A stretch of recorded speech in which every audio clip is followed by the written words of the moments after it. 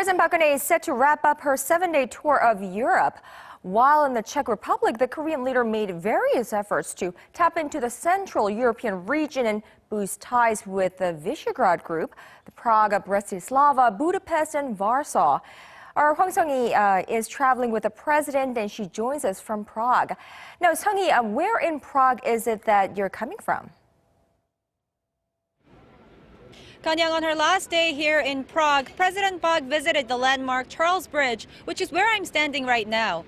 She was accompanied by the Czech Prime Minister, who explained the history of the bridge that dates back to 1402. Yesterday, President Park met with the Prime Ministers of the Visegrad group, and the summit is deemed one of the most important schedules on President Park's itinerary here in the Czech capital. In their first summit, President Park and leaders from the Visegrad group vowed stronger multilateral economic cooperation. 오늘 한 비세그라드 협력이라는 새로운 차원의 협력을 만들므로써 더욱 다층적이고 다면적인 파트너십을 발전시켜 나아갈 수 있는 터전을 마련하였습니다. The Visegrad group is comprised of the Czech Republic, Hungary, Slovakia, and Poland, which are four of the fastest-growing European Union nations.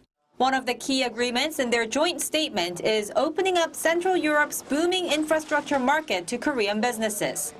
The Visegrad Group has secured roughly 40% of the EU fund and will invest $43 billion on large infrastructure projects like subway constructions in the coming years. 우리 정상들은 에너지 및 인프라 분야에서의 미래 지향적 파트너십을 강화하기 위해 에너지 분야 협력 모색을 위한 대화 추진과 인프라 고위급 회의 설치에 합의를 하였습니다.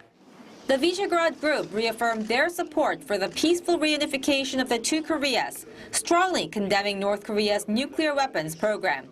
The South Korean leader also called on the European nations to share their experience of successfully transitioning from a socialist economy to a market economy for securing peace on the Korean peninsula. President Park will soon depart for Seoul, wrapping up her 7-day tour.